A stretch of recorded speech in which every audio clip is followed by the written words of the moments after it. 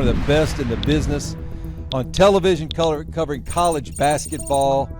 Andy Katz. I would imagine there's a lot of people, especially young people, the first thing they do is say, well, how did Andy Katz become Andy Katz on television? Like, they didn't have a sports-specific reporter covering college basketball. But I've said this, Andy, once you come to college, I don't care if you're from Turkey or Africa or if you're from St. Louis, it doesn't matter to me. Once you start college, you are now in the system, in the NCAA system. That was maybe the most stressful time in my career. And I tell people all the time, guys, Tark was right. I think that might scare people a little bit, but not enough. Talk to me about what your thoughts would be. Welcome back to the Coach Mark Gottfried Show. I'm really excited today because I've got a guy that I've respected, worked with, been involved with one way or another. We've been friends, but probably one of the best in the business on television covering college basketball. Andy Katz. Andy, welcome into the show. Well, I appreciate you, Mark. Great to see you. You look very stately with a little bit of the gray beard. And you're in Newport Beach, California, and I live in Newport, Rhode Island. So coast to coast.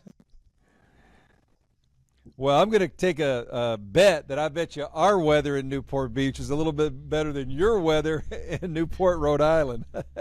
It is, although I love my summers and my early falls on the water in Newport, Rhode Island. So let's dive in, Andy. And, okay. You know, I've known you for years and years and years. And, you know, I think when somebody watches you on television and they're watching you cover now the Big Ten and really all of college basketball, but now you're focused in on that. But I would imagine there's a lot of people, especially young people, the first thing they do is say, well, how did Andy Katz become Andy Katz on television? Like, you know, where for you did that begin? And then, you know, kind of some steps along the way for you that really had some breakthroughs for you. So, as you know, I started off in newspapers the first sort of 8 or 9 years of my career. And I was in Albuquerque. And then, you know, when you guys won the title at UCLA, I had just, I think in 95, I think that's when I went to Fresno to cover Tark. And actually Adrian Wojnarowski was the columnist there, who went on to obviously all his Woj bombs and all that. So he was the columnist. I was the beat writer with Tark. And one thing I attribute to this is that during the time that I was covering the WAC, and you have to remember who was in the WAC. You had Bill Self at Tulsa, you had Billy Tubbs at TCU, Rick Majerus at Utah, you know, Boyd Grant, I mean, Don Haskins. I mean, these were big-time names in the sport. And one thing that I always did was I networked a ton. I spent a lot of time talking to Rick Majerus. And anytime I went to Utah, I would go out to eat with him, like he used to always love to do. But whenever I'd go to eat with him in Salt Lake, it was like a who's who in basketball, whether it was George Karl or, I mean, you name it. There were people who would come through at these meals because all the NBA guys with the Jazz. And I just started networking, and I'm dating myself here, but it was around 98 that you know, I was starting to freelance for ESPN.com, which at the time, by the way, was actually based in Seattle. And I actually technically interviewed for an ESPN job in Seattle before it moved to Bristol, Connecticut. And so I was there at the time. They didn't have a sports-specific reporter covering college basketball. They had Peter Gammons for baseball, David Aldridge for the NBA. They had Chris Mortensen and John Clayton for the NFL, but they didn't have anyone for basketball. And so I just kept freelancing and ultimately got an interview in I'll never forget, Labor Day weekend of 99. And I flew to Connecticut and I'll never forget the guy that interviewed me, this man named Bob Eaton. And he said to me in his office, he says, you know, I can never promise you'll ever get on television. Because at the time, the attitude was that like newspaper type people, reporters, they were just going to work for digital. They were going to do the .com. They weren't going to cross over. And literally one time they just sort of threw me out, not literally throw me, but they put me out on ESPN News. And I think if I had failed miserably, I wouldn't maybe be here today. But I got out there and it was all about reps and everything. So I kind of was at the beginning of when they were sort of transitioning traditional sort of print reporters to being on television. And so a lot of it was timing, but a lot of it, to me, I think was networking and relationship building. And then it just blossomed into that and, was there for 18 years covering national men's basketball. It's a great story, Andy. And I'm going to say something here so everybody understands. Of all the people that I've dealt with, okay, and as a coach in the SEC at Alabama, the ACC at NC State, I was in the old Pac, well, first it was the Pac-10 and then the Pac-12 at UCLA, and even my Murray State years as coaching. And this is my honest assessment, Andy. There are a lot of guys that do what you do that coaches are nervous around because they just don't all the way trust sometimes exactly what you're going to do with the information that a coach gives you. And in my view, Andy, you have never been a guy, and I think it's helped your career. I think it's made you who you are, that, we could sit down and talk about things, and sometimes I'd open up to you way more than I would other people because I knew you would never misuse that. You weren't going to take it for your own gain and then hurt somebody or hurt a coach. And I want to know from you, where did that come from for you? Because in my view, Andy, that sets you apart from some of the other people. Now, there's a lot of great people in sports, and I've got great friends, the Timmy Brandos and Colin Cowards, these guys. But for you, talk about that, because in my view, that separated you from a lot of the people. Well, I appreciate that, Mark, and I pride myself on that. I will tell you that at the height of when I was, a news gatherer, if you will, and trying to break news all the time, I felt great responsibility in the bottom line, the ESPN ticker.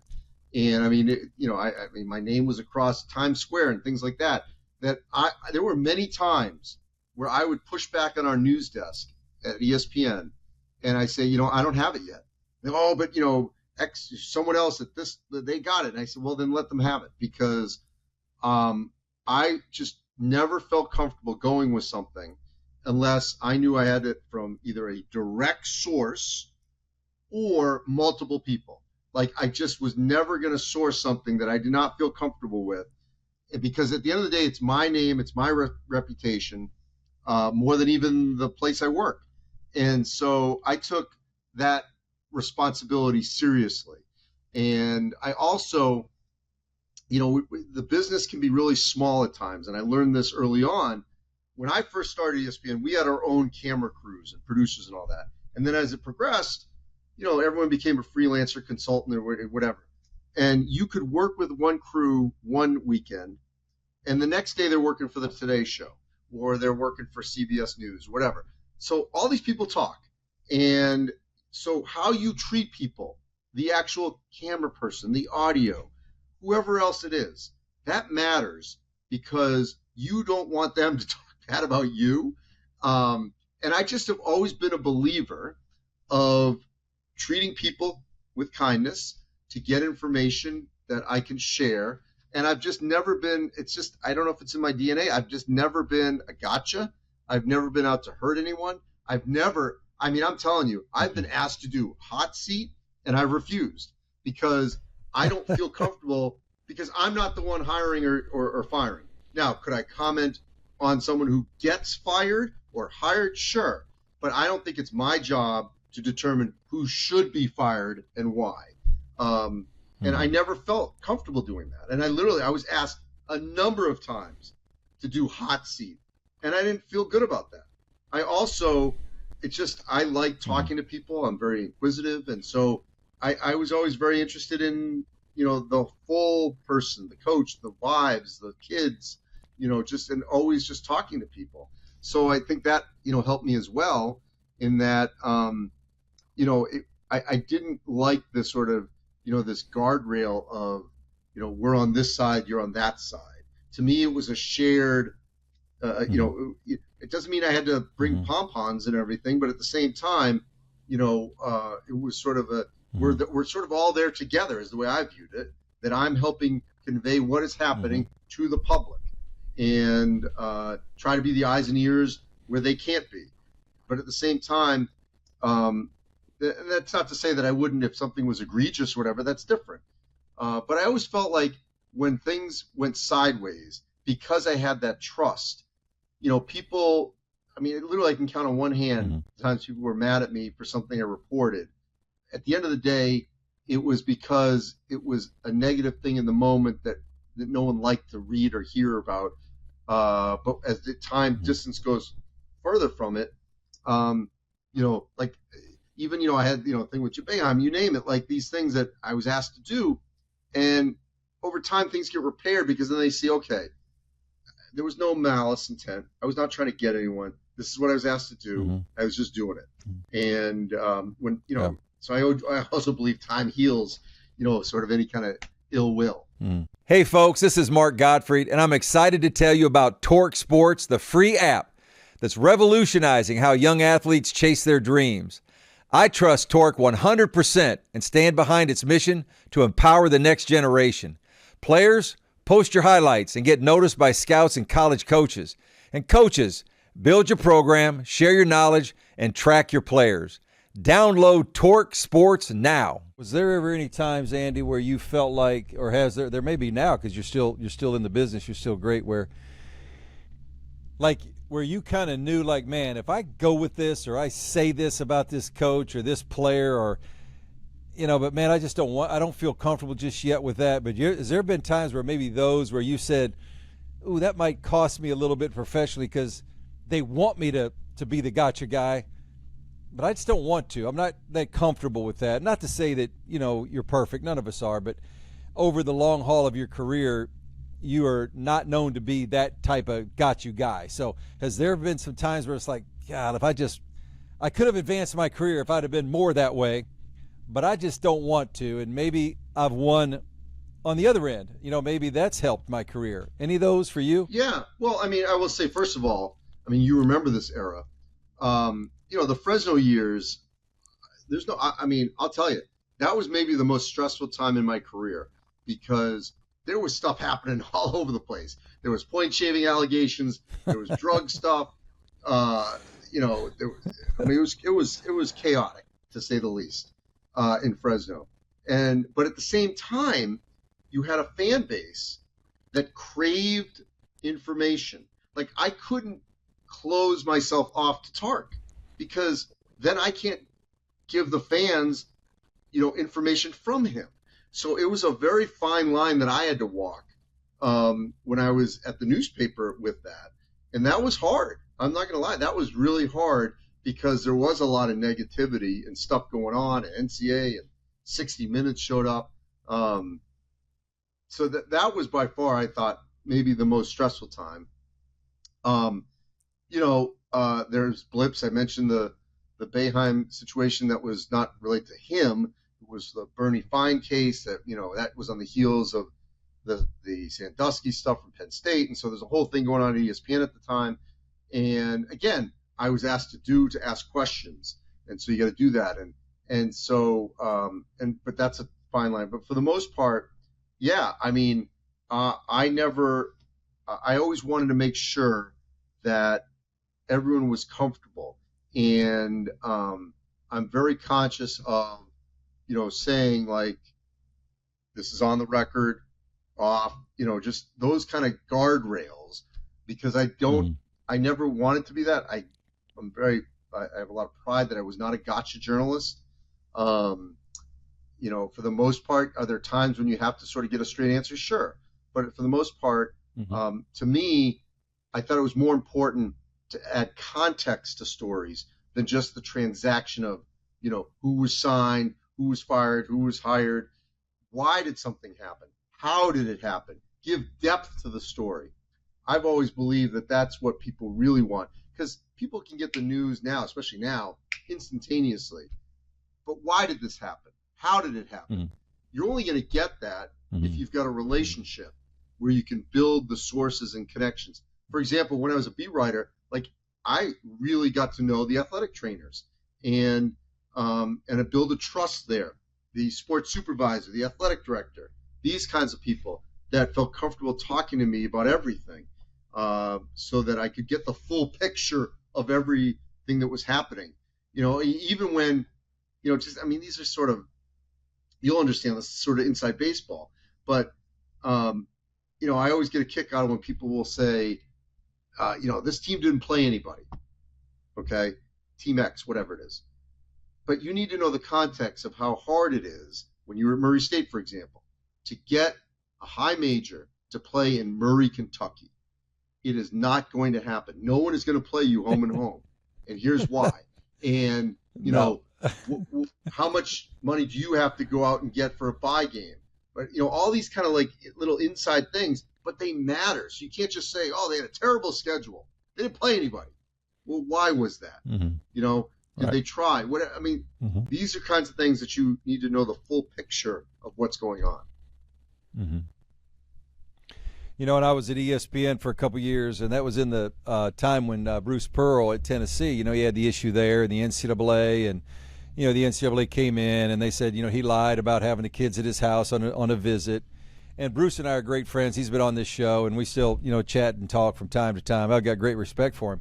But they kept wanting me to just hammer that, throughout every game. I'm on the game. I'm doing a Tennessee-Kentucky game or Tennessee, whoever it was. This is when he was coaching at Tennessee. But there came a point when I kind of said, guys, that's kind of enough. Like, we've beat this one down, and there was a little pushback. Like, no, we want you to keep. And I kept feeling bad because I was like, we've talked about it enough. Let's talk about the game. Let's just talk about the game now.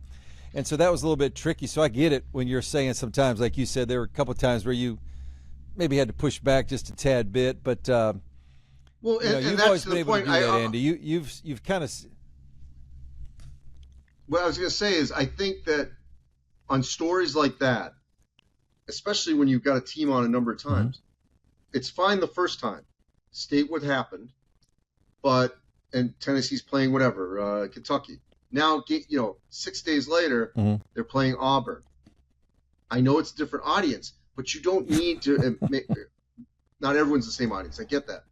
But if nothing has changed with the story, if it hasn't been advanced, it doesn't need to be reported every single game. And so you're right. I remember that. I dealt with that I would say, come on, like, we did it. Mm-hmm. There's no new news here. If there's new news, great.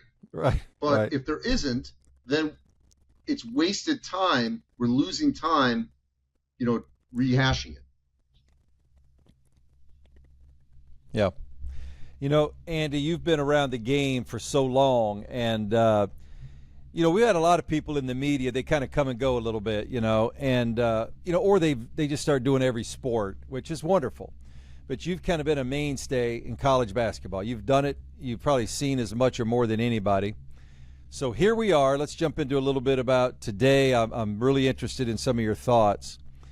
We've obviously, and you and I go way back. We're talking about 1995 probably. But when the Ed O'Bannon case was settled, Supreme Court, the NCAA said, okay, we got to start paying the players. They created this NIL, which it's no NIL anymore. We're just paying guys now to play. But NIL and the transfer portal, that was a massive shift. Like, we've had other rules that change. Your recruiting calendar changes. Phone calls per week, that changed. We had all these rules. But now, all of a sudden, in the last 4, 5, 6 years, the top got blown off of everything. And so if you were commissioner for a day, okay, Andy, you're the new commissioner of college basketball, which, by the way, I'd vote for you, by the way. You and Jay Billis together. But if you were commissioner, what's your first thought to fix? Or maybe it doesn't need fixing in your mind, but Andy Katz is now the commissioner of the NCAA, and your job is to kind of fix this whole NIL portal issue. Talk to me about what your thoughts would be. Wow. Well, let me just say one thing just for background is that, I wish, and you can't go back, I get it, but there were so many sort of low-hanging fruit kind of things that I don't get why they didn't do. And we might be in the same position, but I don't know if we'd be as bad, with it today. For example, the easiest one years ago, and I look at my daughter as a singer actress, went to Northwestern. She could go back home and have her own acting camp, singing lessons, whatever, and say that she was Lucia from Northwestern. But one of your players at Alabama, Murray, wherever, couldn't go back home and say, Mark Gottfried's shooting camp. Okay, that was like such an easy thing that they could have allowed that they didn't. Like that to me was like a no-brainer, low-hanging fruit. They didn't do it. I go to the game and I'm wearing your name on the back of my jersey. And they're selling it in the bookstore. Another thing, like there were things that were so obvious without having to sort of bust the whole door down, that they held on to in the amateurism. So those were all big mistakes. Part of the problem now, everyone talks about collective bargaining and all that. My issue with that is, unlike the NBA, NFL, you name it, these players come and go. So who is, you'd have to have some sort of governing body that stays, that represents players that may only be there for 9 months. And so I kind of find hard how that would work. In terms of the transfer, we'll see if this changes things where they've now at least put it till after the Final Four. There's still going to be tampering, but I do like the calendar now better. 15 days to enter the portal after the Final Four. I remember a couple years ago, I'm covering the Elite Eight on Turner, and Brad Underwood is making calls right before he plays UConn for his roster next year. It's ridiculous. So that was, that made no sense. The revenue share and the NIL or collective whatever, there are no rules right now, it seems. And so everyone's sort of collecting checks. I do think that what needs to be put into the contracts, or maybe they should be incentives, just like you would have as a coach. And maybe they should be certain points that if you don't complete the season, if you don't play an X amount of games, you don't get X amount of dollars. Because what we're seeing now, by the way, we're seeing guys shut it down. We'll never know how injured certain players are, but I'm literally covering games this week where there have been players who are sitting out, and the word is they're not going to play again because they want to preserve the year and then go get paid somewhere else. And that is literally happening right now. But they're still collecting the current check. And so, I think these contracts need to have more teeth in them, like real contracts. If you, I have contracts at Big Ten and Turner, and I can't just leave. If I do, there's a penalty. Or if I may have appearances. I got to appear on television, 40 times or whatever it is. And if I don't, then I don't get the full amount. These are things that are in normal contracts. So I don't know who's writing these contracts, and maybe they're not universal, but they need to be stronger. And everyone's, coaches move all the time, and they do. But last time I checked, a lot of coaches pay a lot of buyouts, where someone pays the buyout for them. The schools have gotten smarter with buyouts, and people are complaining how much buyout money is out there. But you know what? There is a buyout, and someone has to pay it. So if these players leave after 1 year, semester, whatever, there should be penalties like everywhere else. And maybe that will change things a little in terms of the movement. We'll see. But it just feels like, I don't know who's writing these contracts, but it feels like the schools have nothing on their side. I'm all for, you want to make as much as you want, great. But there needs to be a little bit protection on the other side, too, that if you're going to sign something, there should be some sort of commitment that you sign this document.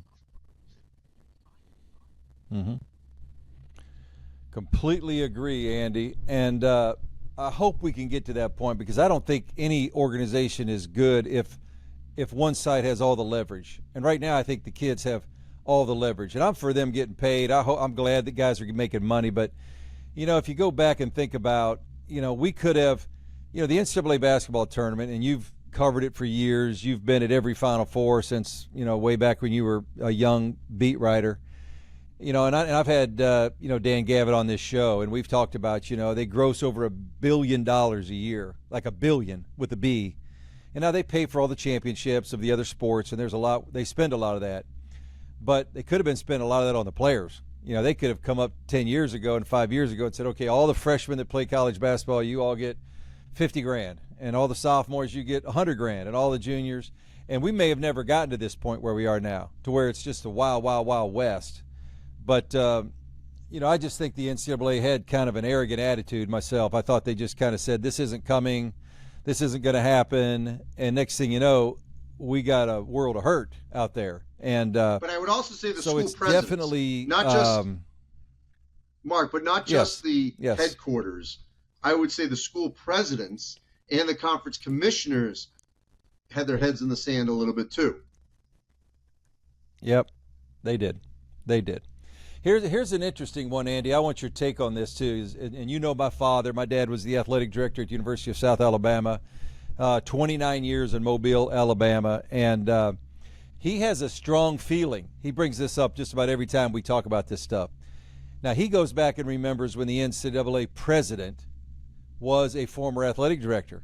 We can go all the way back to, I think the first time a president of a university became the president of the NCAA, I believe that was Miles Brand at Indiana.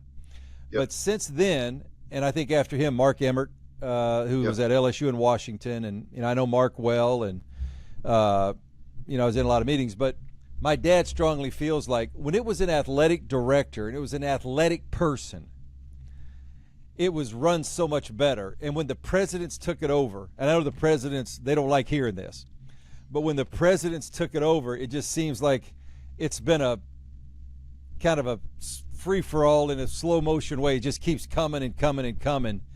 Would you agree with that? I want your opinion on that. Do you agree with Joe Gottfried that would be true?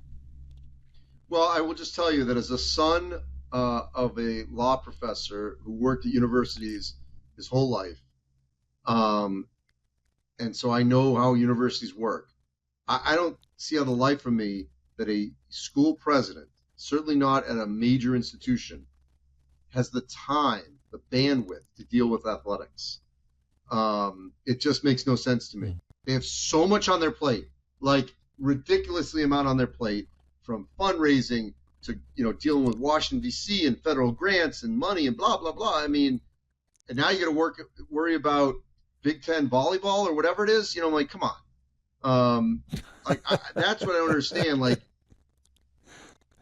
why the presidents were so heavily involved when it is, and it's just a small portion of the university. Yes, it's as they say, the front porch, it's the face, and a lot of that. But these presidents have to deal faculty senate, faculty reps. They're mad about this, the libraries. I mean, a million things on their plate.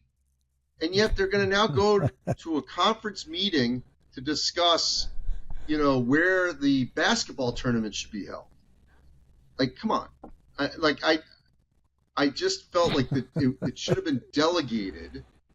And yes, could there be an oversight? Sure. But the day-to-day operation I agree with you and your father, day-to-day operation should be from someone who is dealing with day-to-day athletics. Yes. I can't wait to tell my dad that you agree with him, because he's singing that song all the time. The presidents have screwed this up. That's what he keeps saying.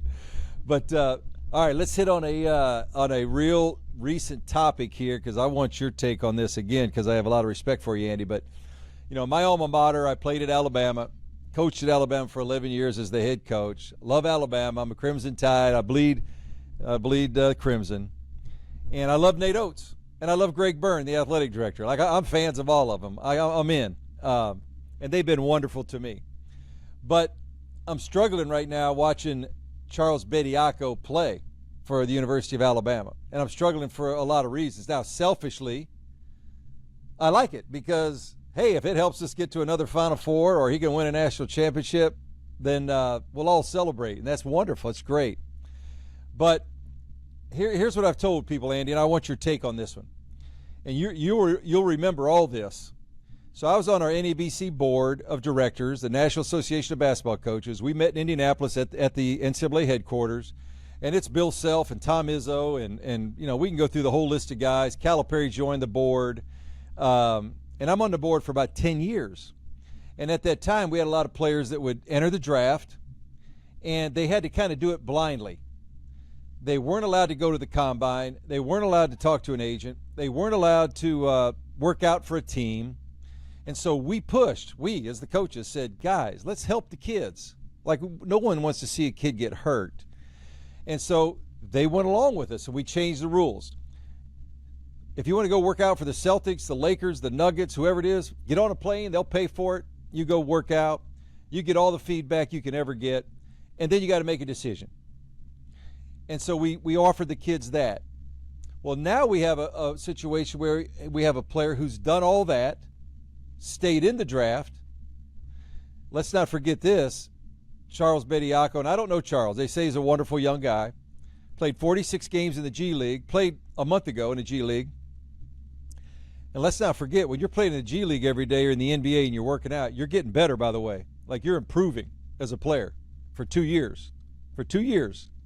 And now we're going to come back, and we've got a judge in Tuscaloosa. I wish I'd have known that judge when I was a coach there. We'd have been best friends, me and him. But, we do a temporary restraining order, and he's playing. And selfishly, I love it, but in the big picture, I'm struggling. What is your take, Andy, on all that and kind of the context that I just gave for the history of kind of this situation?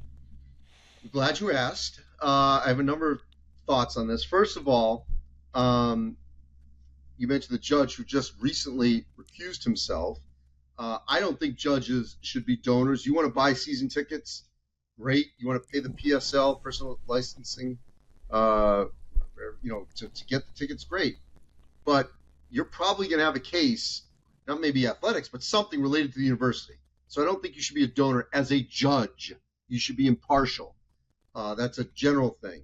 As someone who's the black sheep in my family, the only non-sort of lawyer in my family. So that's number one. Number two, Brad Underwood, who you know well, I thought he's right that, like, he made a good point to me when we chatted about this week, where he said on the roster, because you have to have a roster spot, which Alabama did in some of these other schools. Your roster in August should be your roster the whole season. His point was there shouldn't be midseason additions. Whatever you filed in August as your roster, that's your roster. And sometimes you may lose 4 guys to, because by the way, they did increase the scholarships to 15. It used to be 13 for men, that's right, 15 for women. Now it's 15. So you got 2 more spots. So you should be able to have a roster. That's another point. Because that's Alabama had a spot, so they had a guy. Number 3, the difference, and I've gone back and forth with Greg Byrne on this. The guy James Najee, where everyone went up in arms from Baylor. Major difference is he didn't play in college. The Euros that have come over, they're pros from Europe, they haven't played. This case is different. He played 2 years in college basketball. I do think, and I remember having conversations about this, that if you played in college basketball, went to the draft undrafted, you should have been able to return, because a lot of kids got bad advice. This is a different case. You played in college basketball, you went in the draft, you went undrafted, then you were a professional for 3 NBA contracts, maybe not like on the floor in the NBA, but they're 2-way deals, G League, you sign them. You basically relinquish the rest of your eligibility. And by the way, his 5-year clock ends at the end of this year. So he's totally a rent-a player for this semester. I mean, that's it. I mean, it's not like he can come back next year. His only eligibility is right now. So it clearly feels like it's a CBA, NBA kind of, let me pick up a guy, for the last stretch of the season. So I don't like that either. And the only way they got it was through this local judge. We'll see if they can keep him the rest of the way. So there's so many different red flags for me on this issue that I don't like. Right. If you go and I hear this one too, and I love Greg. I mean, and I think they're trying to build an argument a little bit that, the foreign players are pros, and so those guys are pros, and if they're pros, why can't our guys be pros? And I've tried to tell people that, and I've recruited a lot of international players. I've had Omir Yurtseven played from Turkey, and he had played in professional basketball when we took him at NC State. Now, the NCAA made him sit out 14 games his freshman year, but the international system is different in that there is no high school basketball. There is no college basketball. If you're 15 years old and you're a really good player, they're going to sign you to a contract and put you on their basically like a Los Angeles Lakers junior team is basically the same thing it is, and you're going to play. But I've said this, Andy, once you come to college, I don't care if you're from Turkey or Africa or if you're from St. Louis. It doesn't matter to me. Once you start college, you are now in the system, in the NCAA system. Now, I'm not a big fan of the NCAA, but there has to be some rules. And once you join in there, now you're part of that system, which kind of what you alluded to, that, hey, I decided to forego my eligibility. I signed a pro contract. I went there. Even if it's an international kid that comes and he starts as a freshman or sophomore, once he gives that up, I think you kind of give it up. I think you just have to kind of move on. And you can't really say, well, I wish I wouldn't have. Well, there's a lot of us that wish we wouldn't have at times with different things, but you live with it. So I struggle with it. And, but again, it's my school. But in the big picture, if it's not Alabama, because I think you're going to see, Andy, whether it's Kentucky, Cal had some guys obviously leave early. You can find a judge in Lexington. That's easy. That'll weigh in on the case. Or if it's at Kansas or UCLA, it doesn't matter where it is. So I just think we're heading down a slippery slope on this one. We'll see how this one plays out, and we'll kind of go from there. But those are kind of my thoughts on it as well. Even with the European guys, would you agree with some of that? Yeah, I mean, it's apples and oranges. It's not the same system. You're exactly right. These players, at 15 years old, they'll leave their home in Prague and head to, Barcelona. And it used to be, and so I think this got better. Remember, it used to be if you were just on a team that had a pro, you were ineligible to play college basketball. Mm-hmm. So he was like, okay, that's crazy. This particular player didn't play, and so what? He sat 4 seats down from someone who did. But they got smarter in that regard, and they evolved. But again, I go back to the point in this particular case with Charles Bediako. All these other players that are playing right now didn't play college basketball. They did not play before they went to Europe, before these G League guys that they're talking, Louisville signed one. None of them played college basketball. That's the biggest difference here. Bediako played 2 years at Alabama and left. And now he wants to come back for one semester. That's a big difference. Yeah. I agree, Andy. And talk to me about this one, because you see this more than I do. I talk to everybody. I got a lot of friends, and it seems to me like the older coaches, I hate kind of putting myself in that basket, but I think I am now. That I am one of the older coaches, or was. But Tom Izzo's hanging in there. I think he's fighting it every day, but he's hanging in there, and he's got this determined attitude. You look at, obviously in football, Nick Saban. You look at Coach K and Roy, and Tony Bennett's another guy for me. And, Jim Larrañaga goes to the Final Four at Miami, and he comes back, and Jay Wright, Jim Larrañaga had 6 guys go in the portal after they came home from the Final Four, maybe 8, I don't know, but some crazy number of guys enter into the portal after the Final Four. It's the craziest thing ever. But some of the older guys, they're just like saying, hey, look, I've made some money, I've got enough money, I don't want this. But then you got a guy like Tom, who you and I both respect. I know Tom well, and he's one of the best we've ever had. He's like, I'm hanging in there no matter what. I'm just going to keep fighting this thing. But are you seeing that? Some of the older guys and the frustration, and this isn't what we all signed up for. We're not developing kids. We're not developing them as people like we used to. Are you seeing that a little bit more? Because you got boots on the ground. You're out there every day. Yes, no question about it. But I'll tell you one other name that you didn't mention who's all in this new world and is not going anywhere is Rick Pitino. I just covered his 900th win, and he's not going anywhere. He's adjusted. He's all in. So put him on that list of the outlier of the older coaches. But look, Dana Altman's a great example. Dana Altman, in his 60s, I've talked to him. He's incredibly frustrated. They're having a bad year because of injuries at Oregon, but I wouldn't be shocked. Sooner than later, he's like, I'm done with this. I just know he's really frustrated. We'll see. Tom, part of the thing with Izzo, he's so prideful. I do wonder if he had a natural replacement, the way there were so many choices for Coach K, for example. Maybe it would be different. I don't know. I mean, he loves this. He doesn't really have hobbies. But that is something that I think does weigh on him, that there's no, real succession plan. And, because he loves that program. He loves Michigan State.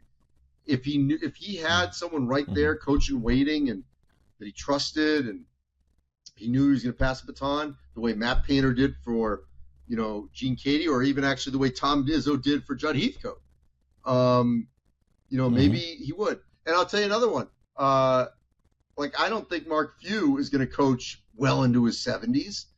I think Mark is getting frustrated with the whole thing, and he's on the younger side, a little older than me, but I mean, he's certainly on the younger side. At least I think of him like that. But I don't think he's going to want to do it forever because of the current climate either. I sat with Bill Self. I went out to Southern California last summer at Ladera Ranch. They had a little AAU basketball tournament, and I just went out there and I sat with Bill for 3 or 4 games. We used to talk, but wouldn't be shocked with Bill either. He's had some health issues too, but this it's just so different. But then I look at guys like Rick Barnes at Tennessee, Kelvin Sampson at Houston. There's a couple other guys. They just kind of seem to just roll with it, and they do a great job with it. Now, they may be getting frustrated, but it doesn't seem to me like they show it. They just kind of keep coaching their team, and they keep doing well too, by the way. They have good teams, by the way, because you got to adjust. But I do see where there's a younger crop of coaches that are going to grow up in this environment.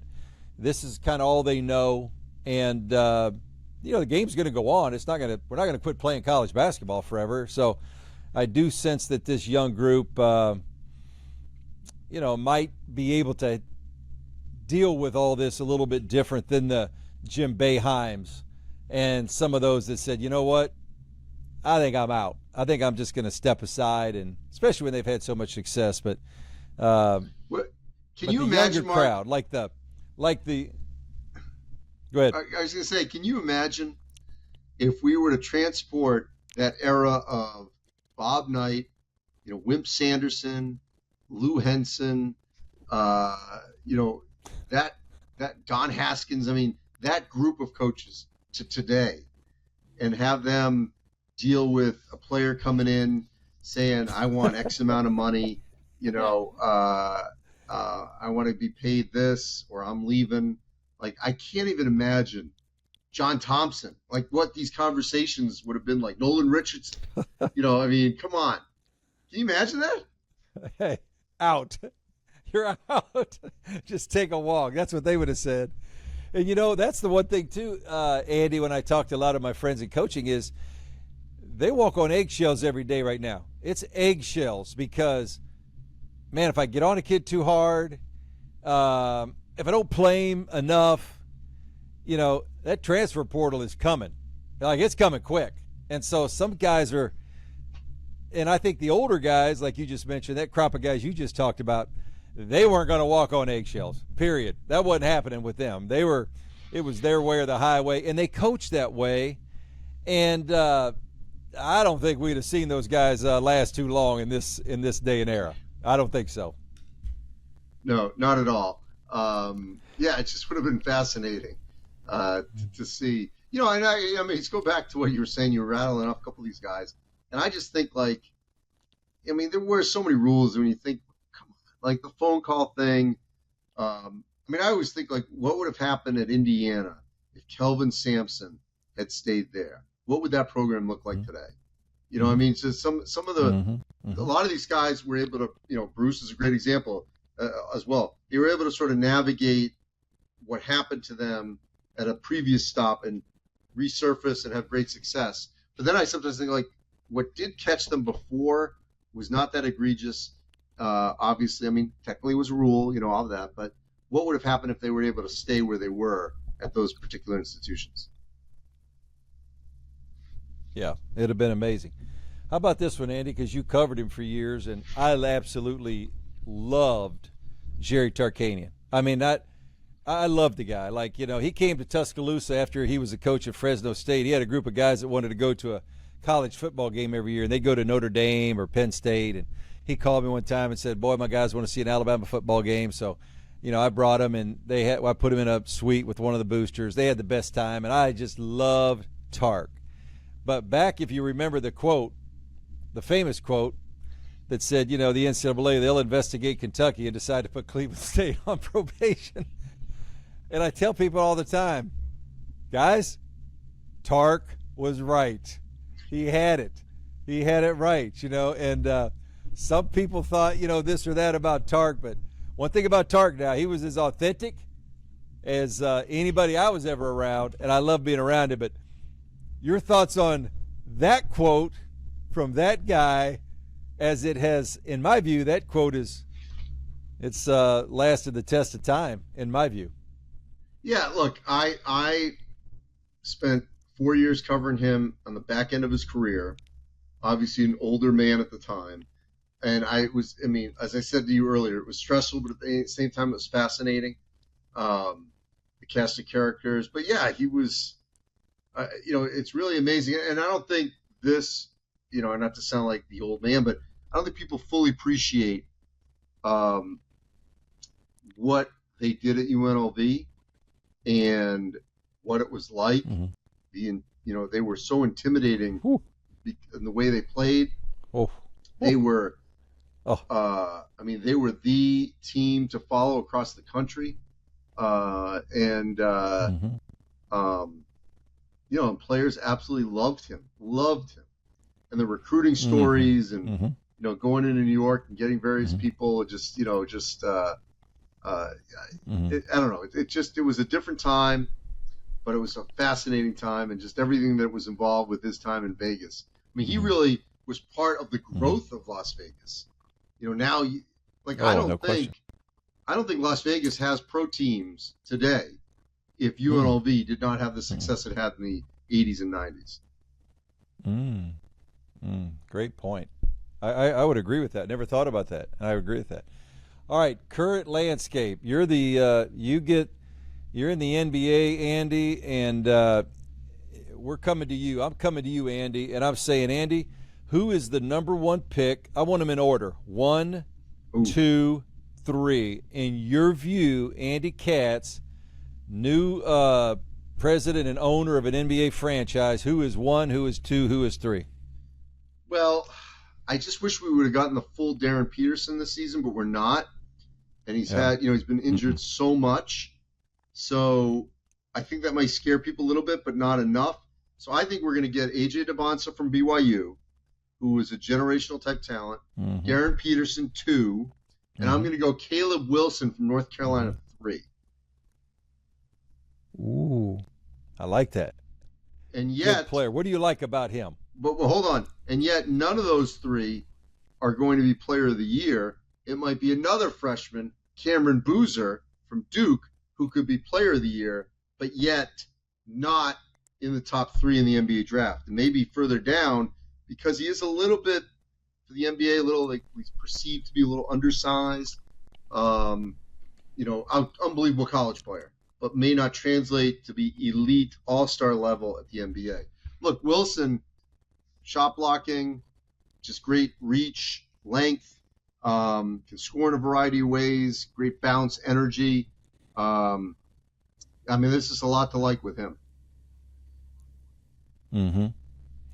Andy, who would be in college basketball coaches? Because you have covered this more than just about anybody I know, and from an honest perspective.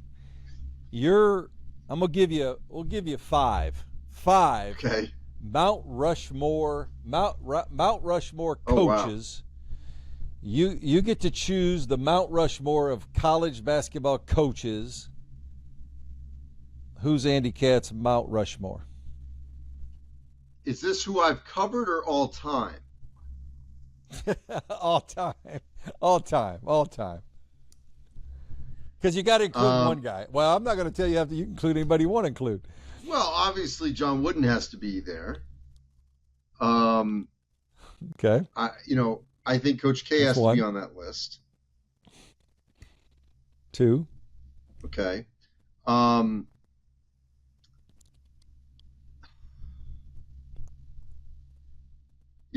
get in trouble if I don't say Bob Knight. Okay. Right. I'm going to tell you, I think Rick Pitino has to be and should be considered one of the greatest. So am I at 4? Mm-hmm. I'm at 4. Now, am I going to get in trouble if I don't have an IBA on there, which is a lot of people don't even know who that is in today's world? I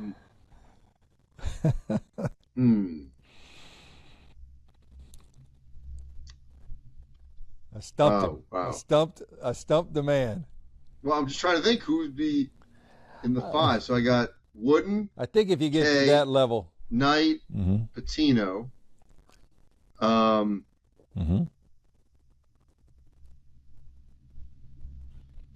right, I'm gonna throw a couple at you as you're finishing up. Well, I'm gonna just say this.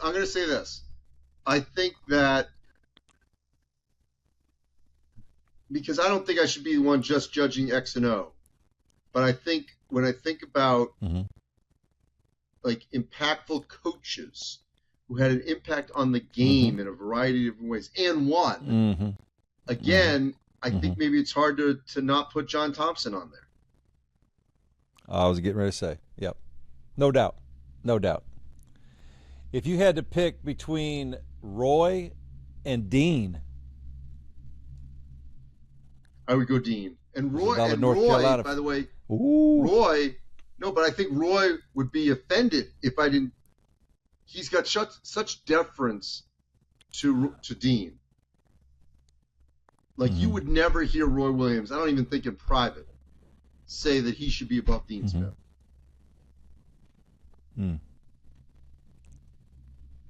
we've had so many great coaches, and I think of guys too that they may not be on that Mount Rushmore, but the Lute Olsons, Jim Herrick. Jim Herrick's the only coach to win a national championship at UCLA in 50. It's 50 years now, by the way, 50 that we've had since John Wooden won it. Bill Self, Tom Izzo, Jim Boeheim. I'll tell you, I tell this all the time. The hardest teams and coach teams I ever had to go against.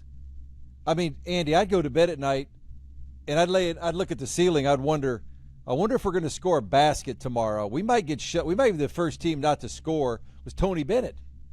Like his teams. Like if Tony Bennett, if all this landscape hadn't changed and he coaches another 20 years, he goes down, in my view, potentially.